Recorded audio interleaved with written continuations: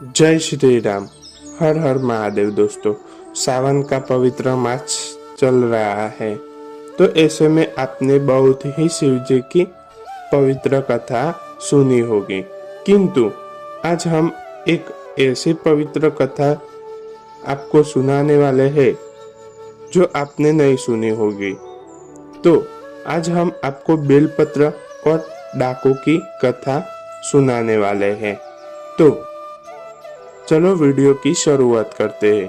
तो नमस्ते दोस्तों, स्वागत है तुम्हारा हमारी यूट्यूब चैनल धार्मिक दर्शन में। तो हमारी वीडियो और कथाएं पसंद आती हो तो हमारे चैनल को लाइक, सब्सक्राइब और कमेंट में हर हर महादेव लिखना ना भूले, जिससे आपकी हर मनोकामना पूर्ण होगी। तो वीडियो की शुरुआत करते हैं। डाकू और बेलपत्र की कहानी कैसे हुआ उद्धार। तो भगवान शिव बहुत ही दयालु है। वे अनजान में किए अच्छे काम से प्रसन्न होकर व्यक्ति को उद्धार कर देते हैं। डाकू और बेलपत्र से जुड़ी ऐसी ही शिव जी की कहानी है जिसे सावन में जरूर पढ़ना चाहिए। शिव जी की कहानी। भगवान शिव के पूजा में बेलपत्र का बड़ा महत्व है। हर श्रद्धालु भगवान की पूजा में बेलपत्र, धतूरा आदि जरूर चढ़ाता है। शिव जी को बेलपत्र चढ़ाने के धार्मिक महत्व को बताने वाली एक कथा बहुत प्रचलित है, जिसमें बेलपत्र की महत्ता समझाई गई है। आइए जानते हैं डाकू और बेलपत्र से जुड़ी शिव कथा। इस कथा के अनुसार भील नाम का एक डाकू था। यह डाकू अपने परिवार का पालन पोषण करने के लिए लोगों को लूटता था। एक बार सावन के महीना में भील राहगीरों को लूटने के उद्देश्य से जंगल में गया। इससे एक वृक्ष पर चढ़कर बैठ गया, लेकिन जिस पेड़ पर वह डाकू चढ़कर छिपा था वह बिल यानी बिल्व का पेड़ था। इधर देखते ही देखते पूरा एक दिन और पूरी रात बीत जाने पर भी उसे कोई शिकार नहीं मिला। रात दिन बीत जाने के बाद भी उसे कोई शिकार नहीं मिला। इस कारण बिल परेशान हो गया और बिल के पत्ते तोड़कर नीचे फेंकने लगा। संयोग से उसी पेड़ के नीचे एक शिवलिंग स्थापित था। बिल जो पत्ते तोड़कर नीचे फेंक रहा था वे शिवलिंग पर गिर रहे थे और इस बात से बिल पूरी तरह से अनजान था। बिल द्वारा लगातार फेंके जा रहे बेल के पत्ते शिवलिंग पर गिरने से भगवान शिव प्रसन्न हुए और अचानक डाकू के सामने प्रकट हो गए। भगवान शिव ने बिल डाकू से वरदान मांगने के लिए कहा और बिल का उद्धार किया। बस उसी दिन से भगवान शिव को बेलपत्र चढ़ाने का महत्व और अधिक बढ़ गया था। तो यह मान्यता प्रचलित हुई कि बेलपत्र चढ़ाने से भगवान शिव अति प्रसन्न होते हैं और उनकी पूजा में भक्तगण अनिवार्य रूप से बेलपत्र चढ़ाते हैं। तो अब हम जानते हैं बेलपत्र कहाँ से आया। पढ़े पार्वत की पौराणिक कथा। श्रावण मास में सबसे ज्यादा बेलपत्र यानी बिलपत्र का महत्व बढ़ जाता है। तो क्या है बेलपत्र की कहानी। तो स्कंद पुराण के अनुसार एक बार माता पार्वती के पसीने की बूंद मंदराचल पर्वत पर गिरी और उससे बेल का पेड़ निकल आया। चूंकि माता पार्वती के पसीने से बेल के पेड़ का उद्भव हुआ, अतः इसमें माता पार्वती के सभी रूप बसते हैं। वे पेड़ की जगह में गिरिजा के स्वरूप में, इससे तनों में माहेश्वरी के स्वरूप में और शाखाओं में दक्षिणायनी व पत्तियां में पार्वती के रूप में रहती है। फलों में फल कात्यायनी स्वरूप व फूलों में गौरी स्वरूप निवास करता है। इस सभी स्वरूपों के अलावा माँ लक्ष्मी का रूप समस्त वृक्ष में निवास करता है। बेलपत्र में माता पार्वती का प्रतिबिंब होने के कारण इसे भगवान शिव को चढ़ाया जाता है। भगवान शिव पर बेलपत्र चढ़ाने से वे प्रसन्न होते हैं और भक्त की मनोकामना पूर्ण करते हैं।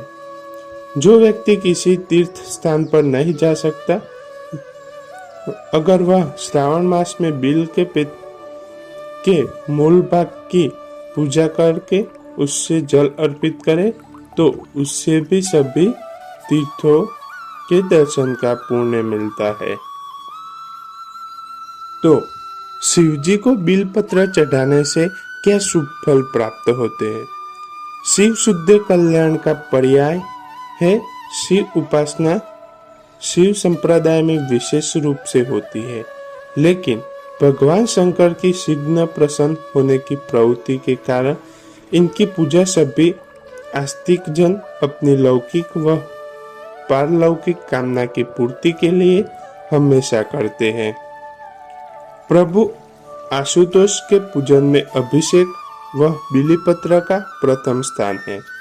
ऋषियों ने तो यह कहा है कि बिलीपत्र भोले भंडारी को चढ़ाने एवं 1 करोड़ कन्याओं के कन्यादान का फल एक समान है। बेल का वृक्ष हमारे यहाँ संपूर्ण सिद्धियों का आश्रम स्थल है। इस वृक्ष के नीचे स्तोत्र पाठ या जप करने से उसके फल में अनंत गुना की वृद्धि के साथ ही शीघ्र सिद्धि की प्राप्ति होती है। इसके फल की सामिदा से इस लक्ष्मी का आगमन होता है। बिलपत्र से सेवन के कर्ण सहित अनेक रोग का शमन होता है। बिलपत्र सभी देवी देवताओं को अर्पित करने का विधान शास्त्रों में वर्णित है। न वैजत बिल्व पत्रस्व भास्कद निवारकर वृंतेहिने बिलीपत्रे समर्पयेत के अनुसार भगवान सूर्य नारायण को भी पूरी डंडी तोड़कर बिलीपत्र अर्पित कर सकते हैं। यदि साधक स्वयं बिलीपत्र तोड़े तो उसे ऋषि आचार्येन्दु के द्वारा बताए इस मंत्र का जप करना चाहिए। अमृत व श्री वृक्ष महादेव त्रिय सदा गृहामि तव प्रतानि शिव पूजा मादरा। तो आप जब भी बिलीपत्र तोड़ते हैं तो इस मंत्र का अवश्य जाप करना पड़ता है। लिंग पुराण में बिलीपत्र को तोड़ने के लिए चतुर्थी, अष्टमी, नवमी, चतुर्दशी, अमावस्या, संक्रांति काल एवं सोमवार को निषिद्ध माना गया है। शिव या देवताओं को बिलीपत्र प्रिय होने के कारण इसे समर्पित करने के लिए किसी भी दिन का काल जानने की आवश्यकता नहीं है। यह हमेशा उपयोग हेतु ग्राह्य है। जिस दिन तोड़ना निषिद्ध है उस दिन चढ़ाने के लिए साधक को एक दिन पूर्व ही तोड़ लेना चाहिए। बिल्व पत्र कभी बासी नहीं होते, ये कभी अशुद्ध भी नहीं होते हैं। इन्हें एक बार प्रयोग करने के पश्चात दूसरी बार धोकर प्रयोग में लाने की भी स्कंद पुराण में इस श्लोक में आज्ञा है। अर्पित्यान बिल्वानि पक्षालपि पुनः पुनः शंकरापर्णेन नवानि यदि क्वाचित। बिलपत्र के वे ही पत्र पूजार्थ उपयोगी है जिनके 3 पत्र या उससे अधिक पत्र एक साथ संलग्न हो। त्रिसंख्या से न्यून पत्ती वाला बिलपत्र पूजन युग में नहीं होता है। प्रभु को अर्पित करने के पूर्व बिलीपत्र की डंडी को गांठ तोड़ देना चाहिए। शारदीपिका के सुबिल पत्र में 2 मुखम के अनुसार बिल्ली पत्र को नीचे की ओर मुख करने ही चढ़ाना चाहिए। पत्र की संख्या में विषम संख्या का ही विज्ञान शास्त्र सम्मत है। तो बिल्ली पत्र चढ़ाने के शुभ फल। शिवरात्रि, श्रावण प्रदोष, ज्योतिषलिंग, बाणलिंग में इस भगवान रुद्र पर समर्पित करने से अनंत गुना फल मिलता है। किसी भी पूजा में या शिव पूजन में बिल्ली पत्र का अनंत गुना फल मिलता है। किसी भी पूजन में या शिव पूजन में बिल्ली पत्र का उपयोग अति आवश्यक एवं पापों का क्षय करने वाला होता है। यदि किसी कारणवश बिल्ली पत्र उपलब्ध न हो तो स्वर्ण, रजत, ताम्र के बिल्ली पत्र बनाकर भी पूजन कर सकते हैं। ऐसा करने का फल भी वनस्पति जन्य बिल्ली पत्र के समकक्ष है। यदि किसी संकल्प के नियमित बिल्ली पत्र चढ़ाना हो तो प्रतिदिन समान संख्या में या वृद्धि क्रम की संख्या में ही उपयोग करना चाहिए। अधिक संख्या में पश्चात नई संख्या में नहीं चढ़ाना चाहिए। पुराणों में उल्लेख है कि 10 स्वर्ण मुद्रा के दानों के बराबर आक पुष्प के चढ़ाने से फल मिलता है। 1000 आक के फूल का एवं 1 कनेरे के फूल को चढ़ाने का फल समान है। 1000 कनेरे के फूल को चढ़ाने का फल एवं 1 बिल्ली पत्र के चढ़ाने से मिल जाता है। इससे वृक्ष के दर्शन व स्पर्श से ही कई प्रकार के पापों का शमन हो जाता है। तो इस वृक्ष को कटाने अथवा तोड़ने या उखाड़ने से लगते प्राप्त केवल ब्रह्मा ही बचा सकते हैं। किसी भी स्थिति में कई इस वृक्ष को नष्ट होने से बचाए के लिए प्रयत्नशील रहना आध्यात्मिक एवं पर्यावरण दोनों की दृष्टि से लाभकारी है। बिलपत्र चढ़ाने के नियम। यदि बिलपत्र पर चंदनी अष्टगंध से श्री ओम श्री पंचाक्षर मंत्र या शिव का नाम लिखकर चढ़ाया जाता है तो उस फल स्वरूप व्यक्ति की दुर्लभ कामनाओं की पूर्ति हो जाती है।